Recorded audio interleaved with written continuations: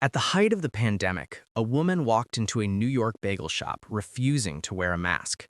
When customers and staff asked her to follow the rules, she snapped, leaning close to people and deliberately coughing on them. The entire meltdown was caught on video as others backed away in disbelief. Within hours, Coughing Karen was trending worldwide.